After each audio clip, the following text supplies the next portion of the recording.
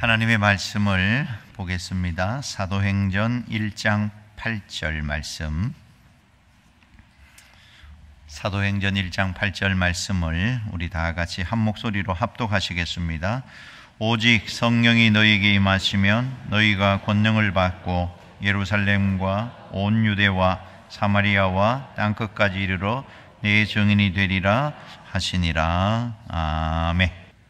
오늘 읽었던 본문 말씀은 사실은 우리가 너무 잘 아는, 그래서 제 생각에 여기에 있는 분들 다 어지간하면 다 외우실 수 있을 것이라고 생각이 듭니다. 그 말씀을 보면서 좀 같이 나누고 싶은데요. 이 본문 말씀 앞부분에 이제 사도행전 1장 4절에 보면은요, 이렇게 되어 있습니다. 사도와 함께 모이사 그들에게 분부하여 이르시되 예루살렘을 떠나지 말고 내게서 들은 바 아버지께서 약속한 것을 기다리라. 예수님의 제자들이 예수님과 거의 마지막 시간을 보내고 있을 때 이렇게 이야기를 하는 거예요. 사도와 함께 모이사 그들에게 분부하여 이르시되, 분부했다라고 하는 것. 사실은 우리가 이제 분부를 간혹 우리도 하죠. 어떻게 합니까? 누가 하죠? 보통 어른들이 어린 사람들에게 보통 분부를 하죠. 부모님이 보통 분부를 자녀들에게 하죠. 여기 계신 분도 좀 어른들이 많이 계신 것 같아요. 그래서 많이 자녀들에게 분부를 하실 것 같습니다. 아버님이 많이 하시나요? 어머님이 많이 하시나요?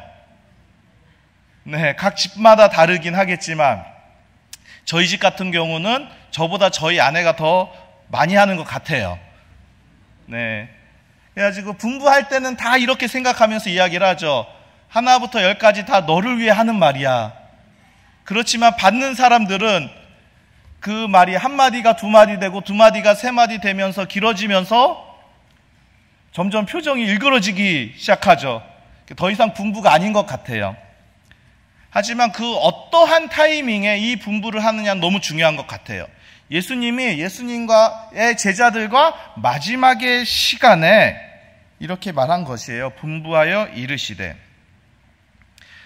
그리고 분부하여 이르면서 이렇게 말한 것입니다. 예루살렘을 떠나지 말아라 라고. 예루살렘을 떠나지 말라는 게 어떤 의미가 있을까요? 우리가 흔히 생각하는 것은 예루살렘이라고 하면 지금 있는 곳. 그래서 오늘 읽었던 본문 말씀을 생각하면서 예루살렘은 가장 먼저 복음을 전할 곳, 지금 내가 있는 곳. 사실은 이렇게 많이들 생각하죠. 그런데 사실 더 엄밀하게 생각해 보면은요, 이 사람들은 예루살렘 사람들이 아니에요. 예수님의 제자들은 예루살렘이 사람들이 아니라 촌사람이에요. 그래서 아마 말투도 예루살렘 말투가 아니라 갈릴리 말투 쓰지 않았을까 싶어요. 우리 사투리가 있듯이, 우리나라의 사투리를 쓰듯이 그랬을 것 같습니다. 그리고 그들은 이 예루살렘이 그렇게 편한 곳이 아니었을 것이에요. 왜냐하면 내가 사는 익숙한 지역이 아니니까는요. 특별한 날에, 특별한 때에 가는 곳이 예루살렘이었죠. 그 예루살렘을 떠나지 말라라고 하는 것입니다. 그리고 생각해 보세요. 예수님의 제자들이 예수님을 따랐던 사람들이잖아요. 그리고 예수님이 어떻게 되었어요? 예루살렘에 어떠한 일이 있었어요? 예루살렘에서 결국은 사람들에게 붙잡히게 되고 고난을 받게 되고 너무나도 안타까운, 제자들이 보기에 너무나도 안타까운 일들을 경험한 곳 아니겠어요? 그 예루살렘은 어쩌면은요, 이 제자들에게 위험한 곳일 수도 있는 것입니다. 저 사람들 얼마 전에 우리가 죽였던 예수님의 제자들이야. 저 사람들 말투 봐, 갈릴리 사람 말투잖아. 이러면서요. 그래서 사실은 예루살렘이라고 하는 곳은요, 우리에게 너무 익숙한 곳, 편안한 곳, 내가 있는 곳이 아니더라고요. 어쩌면 너무 불편할 수도 있고요. 또 어쩌면 너무나도 힘든 곳일 수도 있고요. 그런데 지금 그곳에 있는 곳이고 그곳을 떠나지 말라라고 하는 것이에요. 그곳을 떠나지 말고 예수님이 하실 것을 기다리라라고 이야기를 하신 것입니다. 그러면은 그 예루살렘이라고 하는 곳이 의미가 있는 것이에요. 예루살렘을 떠나지 말고 그곳에서 약속한 것을 줄 것인데 그것을 기다리라라고 하는 거는요, 예루살렘이라고 하는 것이 의미가 있다라고 하는 것입니다. 그리고요, 그 예루살렘에서 기다리라라고 하면서 약속한 것을 기다리라라고 이야기를 하죠. 그 약속은 무엇입니까? 5절에 보면은요, 요한은 물로 세례를 베풀었으니 너희는 몇 날이 못되어 성령으로 세례를 받으리라 하셨느니라. 성령 세례를 기다리라라고 이야기를 하는 것입니다.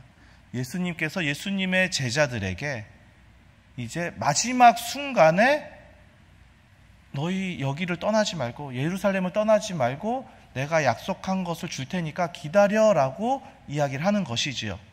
그렇게 기다리면서 제자들에게 이렇게 이야기를 하는 것이에요. 사실은 예수님은 예수님의 제자들과 함께 생활을 했어요.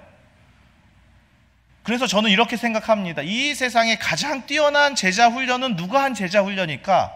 그리고 누가 받은 제자 훈련일까 생각했을 때 예수님이 예수님의 제자들에게 했던 훈련이 가장 좋은 훈련이고 가장 뛰어난 훈련일 거라고 생각합니다. 그럼 어째서 그럴까요? 어떠한 부분에서 정말 뛰어난 것일까요? 생각해 보니까는요, 예수님이 예수님의 제자들과 함께 했을 때 같이 생활을 했어요. 같이 먹고요, 같이 자고요. 그 시간을 3년이나 했어요. 저도 생각해 보니까 이러한 제자 훈련을 3년이나 한다고? 대단한 것 같아요. 예수님도 대단하신 것 같아요. 사실은 예수님은 정말 인간이시잖아요. 그래서 인간이시기 때문에 우리가 느끼는 것과 동일하게 느낄 수 있어요. 누가 때리면은 아프죠. 안 먹으면 배가 고픕니다. 잠을 안 자면은 졸리죠. 그리고 모르겠지만 아마도 예수님도 좋아하는 음식이 있었을 거예요. 그리고 좋아하는 음식이 있다는 건 무슨 말이에요? 싫어하는 음식도 있다는, 그러지 않을까? 저는 생각합니다. 그러면은 같이 다닌다라고 생각해 보세요. 근데 여러분들도 사실 같이 사시는 분 있잖아요. 같이 사는 거 쉽지 않잖아요. 그죠? 네, 고개 끄덕거리시는 분들 많이들 보이는 것 같아요. 이게 부부가 같이 살아가는 것도, 둘이 맞추는 것도 굉장히 어렵고 힘들더라고요. 그 말은 저도 그렇다는 거죠. 그 한 명 맞추는 것도 너무 어려워. 또 자식이 생기니까 자식들 그거 맞추는 것도 진짜 쉽지 않더라고요. 같이 사는 것은 너무나도 좋아 죽겠다고 해서 같이 살았지만 그게 실제로 살아보니까는 마냥 좋지만은 않더라고요. 불편한 것들이 너무 많이 생겨요. 제가 이번 일주일 동안 여기 이 팀하고 지금 며칠째 같이 다니고 있습니다. 불편한 게 있을까요? 없을까요? 있어요. 같이 안 자는데요. 같이 안 자는데 불편한 거 있어요. 제가 그래도 뭐 팀을 이끌어 간다고 하니까 죄송하지만 제가 좋아하는 음식이 있는데 나 이거 좋아한다고 말도 못해요. 그거 어떻게 얘기하겠어요? 제가 얘기하면 그거 메뉴 정할 거 아니에요. 물론 방법은 있어요. 제가 먹고 싶은 걸 먹는 방법. 제가 사주면 돼요. 네, 그래서 제가 안 먹으려고요. 네. 그렇다는 거죠. 뭐냐면은 같이 다니면서 같이 먹고 사는 이거 맞추는 게 쉽지 않아요. 예수님도 그랬을 것 같아요. 예수님도 같이 다니면서 제자들과 지내는데 딱 자려고 하는데 좀 편안한 자리, 제자가 먼저 누워있다고 생각해 보세요. 그럼 예수님이 가서 야 비켜봐, 내가 먼저 자야지. 나보다 먼저 자? 이럴 수 이럴 수 있을까요? 모르겠어요. 그런데 어쨌든 같이 살면서 훈련을 한다라고 하는 건 너무 어려운 것이에요. 그런데 그래서 힘이 있다고 저는 믿습니다. 실제로 여러 가지 훈련들을 하는데 저도 어떤 훈련단체에서 훈련을 시키기도 하는데 정말 하루 종일 같이 있는, 심지어 그 숙박을 같이 하면서 하는 훈련들은요, 제 모습이 너무나도 적나라하게 나타나더라고요. 하루 이틀은 그렇게 할 수 있는데요, 그것이 장기간이 되면은요, 어쩔 수 없이 나타나더라고요. 저의 성품이 나타나고요, 저의 성격이 나타나고요, 저의 장점도 나타나지만 저의 단점도 나타나죠. 그래서 제가 어떠한 장소에서 말씀을 전할 때 저희 아내가 있을 때가 제일 불편해요. 왜냐하면은 저를 제일 잘 아는 사람이 그 사람이기 때문이죠. 그래서 제가 이러한 은혜들을 막 제 삶 가운데 있었습니다라고 할 때 저희 아내가 있으면 불편하더라고요. 그래서 저는 오히려 아내가 있으면 저희 아내 이야기를 합니다. 그러면 편해요. 저희 아내는 어디 가서 자기 이야기 하지 말라고 그렇게 하는데요. 어쨌든 우리가 이렇게 같이 지내면서 같이 살면서 하는 것이 어렵지만은 그랬을 때 힘이 있는 것이에요. 왜냐하면 그 사람의 진짜 그 모습을 볼 수 있기 때문에요. 예수님의 제자들과 그렇게 함께 살았습니다. 3년이라고 하는 시간 동안 같이 다니면서 같이 먹고 같이 자고 생활을 했어요. 제자들이 그래서 정말로 예수님의 진 면목을, 예수님의 모습을 보고 느낄 수 있었을 것 같습니다. 그러한 훈련이었기에 저는 예수님의 제자들에게, 이 사도들에게 했던 훈련들, 그 제자 훈련이 최고의 훈련이 아닐까 생각해 보게 됩니다. 그런데요, 그러한 최고의 훈련을 했지만 제자들의 모습이 어떠했나요? 너무나도 좋은, 그리고 최고의 스승이 했던 훈련이지만 제자들이 완벽하게 예수님이 원하는 그 훈련의 결과로 나타나지는 않았던 것 같아요. 예수님의 제자들에게 이야기하죠. 같이 기도하자. 그리고 예수님은 가서 기도하셨죠. 그리고 예수님이 내려오셨습니다. 예수님의 제자들은 뭐 하고 있었죠? 이렇게 표현해서 죄송합니다. 디비 누워 계셨었죠. 그렇게 주무셨죠. 또 어떻습니까? 예수님이 같이 식사하고 있는데 제자들이 막 이야기를 하는 거예요. 예수님이 이제 한 자리 차지하셨을 때 내가 넘버 2가 될 거야. 내가 넘버 3야. 아니, 내가 넘버 2야. 내가 오른쪽에 앉을 거야. 내가 오른팔이 될 거야. 왼팔이 될 거야 하면서 자기네들끼리 싸우는, 예수님의 뜻과 전혀 상관없는 제자들의 모습들. 또 어떤 제자들은, 한 명의 제자는 어떻게 합니까? 돈을 받고 예수님이 있는 곳을 알려줬어요. 그래서 예수님이 잡혀가게 만듭니다. 그게 예수님의 제자들의 모습이에요. 또 우리 잘난 형님인 베드로 제자 어땠습니까? 자신의 위험에 빠질까봐 예수님 모른다고 부인하고 심지어 증오까지 하면서 그렇게 했던 것이 예수님의 제자들의 모습이었던 것 같아요. 예수님의 제자들의 모습이었죠. 3년이나 훈련을 받았음에도 불구하고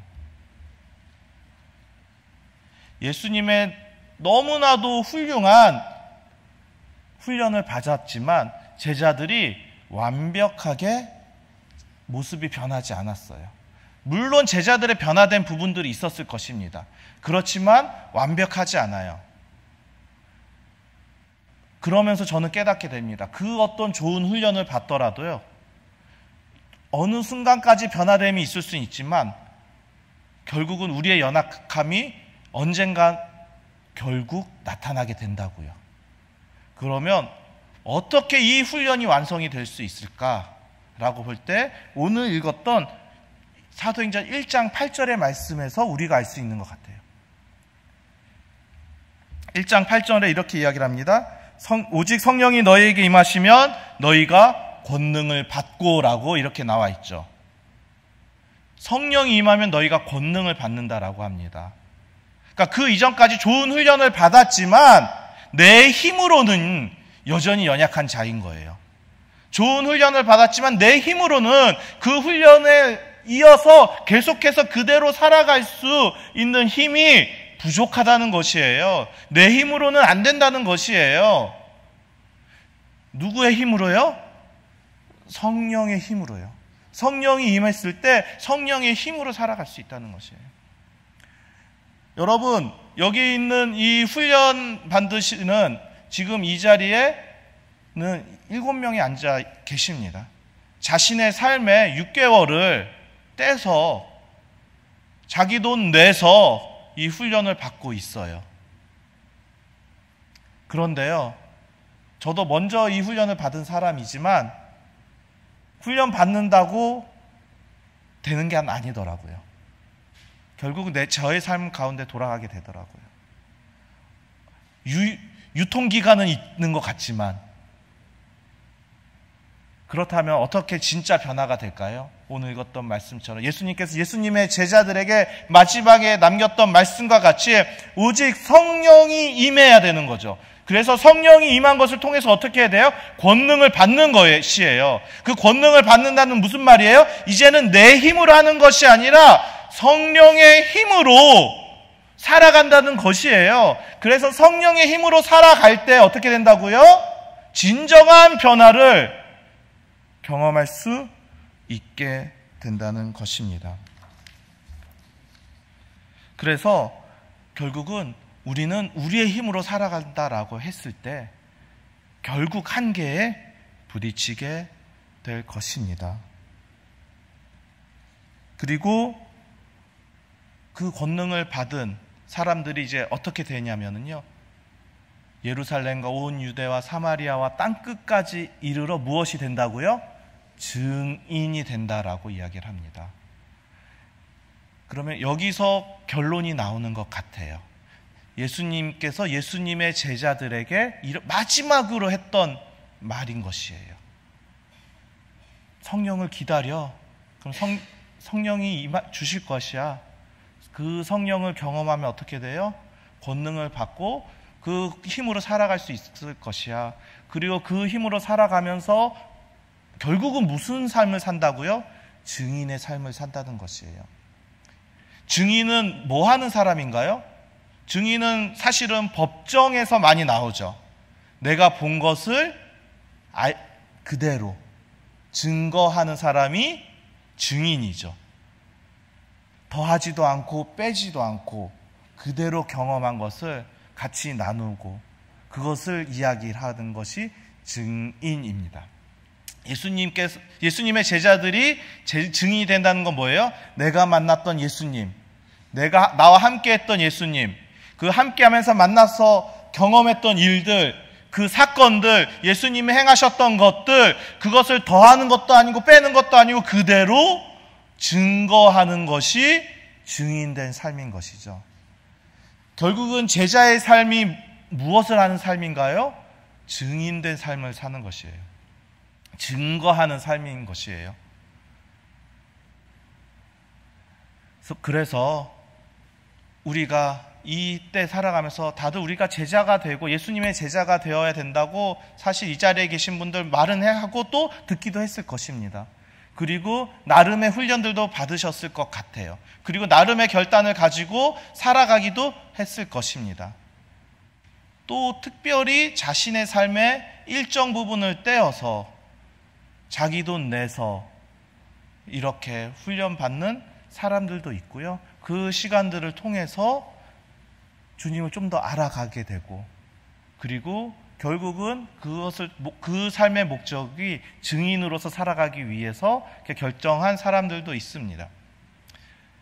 그래서 이 시간에 제가 이러한 말씀을 나누면서 실제로 예수님의 제자로 살아가기 위해서 결단하면서 훈련을 받고 있는 이 지체들 가운데 한 분이 그 훈련 가운데 만난 예수님, 그것에 대해서 잠깐 증인으로서 여러분들에게 같이 나누고 싶습니다. 우리 박수로 좀 맞이하면 좋을 것 같습니다. 마이크.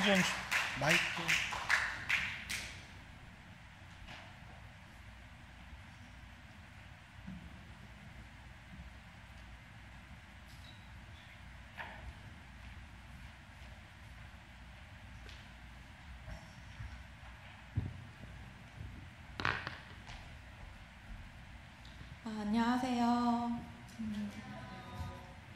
네, 저는 홍천 DTS 학생 김미듬이라고 합니다. 이 시간에 제가 홍천에서 훈련 기간을 거치면서 만난 하나님에 대해서 이야기하려고 합니다. 먼저 저는 모태신앙으로 태어났습니다. 그러다가 20대 중반에 청년 집회에 참석했다가 그곳에서 하나님을 깊이 경험하게 되었습니다. 기도 중에 오직 하나님께 순종하고 앞으로 나의 인생을 하나님께 드리겠다고 결단하였습니다. 집회가 끝이 나고 집회장의 문을 나오는데 성령의 불이 저에게 임했습니다. 가슴에 뜨거움이 가득해졌고 세상 사람들에게 예수님을 전하고 싶어서 견딜 수가 없었습니다. 길거리에 걸어가는 사람들을 붙잡고 예수님을 전하고 싶고 그분의 사랑을 말해주고 싶어서 발이 동동거릴 정도였습니다.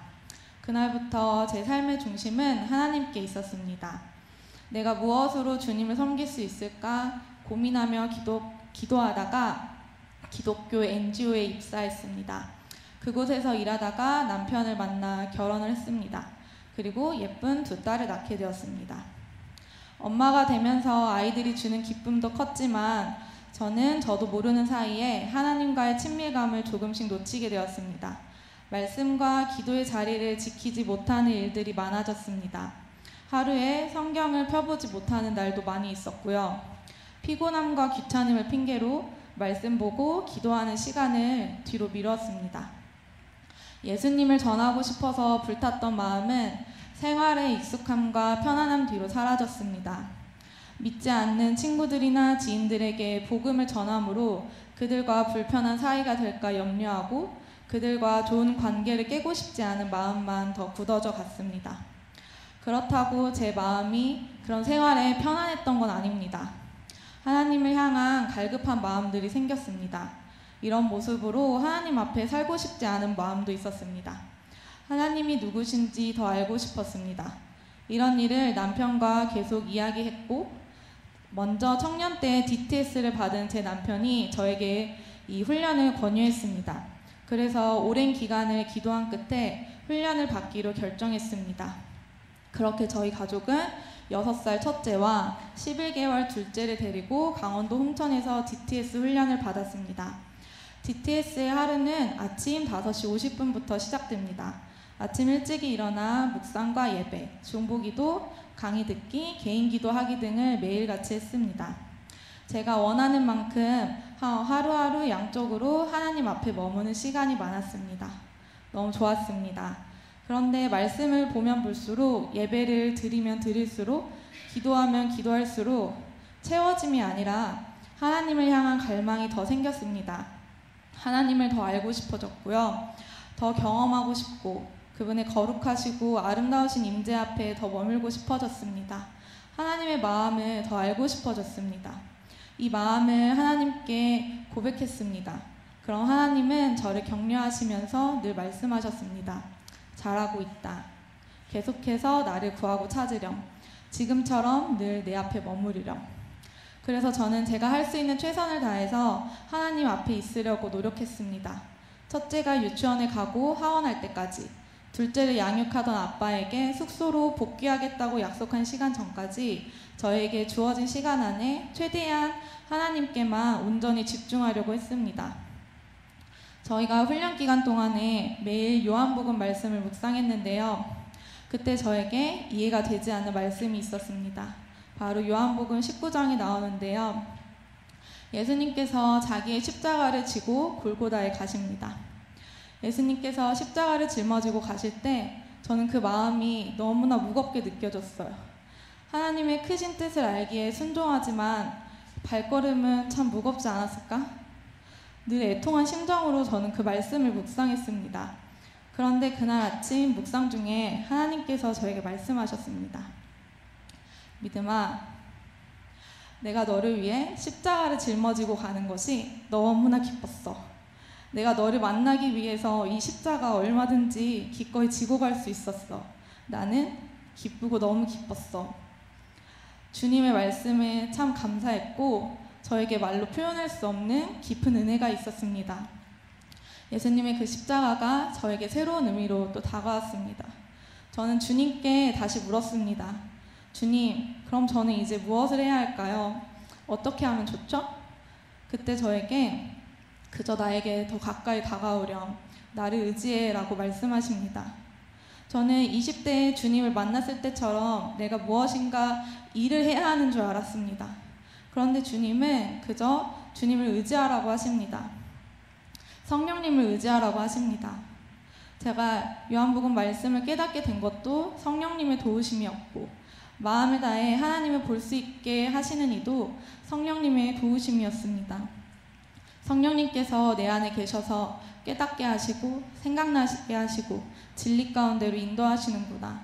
오직 성령님께 의지해야 하는구나. 다른 것이 아닌 하나님만 바라보고 구하면 하나님은 하나님의 일을 하시는구나를 보게 되었습니다. 제가 DTS 기간 동안에 알게 된 것은 정말 내가 할 수 있는 것이 하나도 없구나입니다. 정말 할 수 있는 게 아무것도 없었어요. 성령님의 도움 없이는 내가 할 수 있는 게 전혀 없구나를 알게 됐습니다. 지금도 전도여행을 하면서 제가 할 수 있는 일은 없습니다. 그저 성령님의 도우심을 힘입어 예배하고 기도합니다. 온 마음 다해 하나님께 나아갑니다. 그러면 하나님께서 말씀하시고 하나님 나라를 꿈꾸게 하십니다. 여러분의 삶에도 저와 같이 하나님을 깊이 경험하는 날이 오기를 축복합니다. 감사합니다.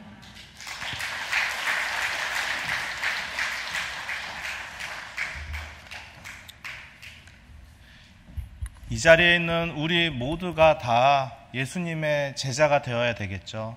그리고 예수님의 제자가 된다는 것은 증인으로서 살아가는 것입니다.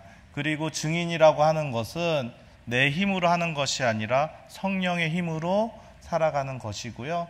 그리고 성령의 힘으로 무엇을 하냐면요, 내가 만난 하나님, 내가 경험한 예수님, 내가 아는 하나님, 내가 아는 예수님, 그것을 내 삶 가운데서 나타내고 알리고 증거하는 그 삶이 아닐까 싶습니다. 그 삶 가운데 여러분들을 초대하고 싶고요.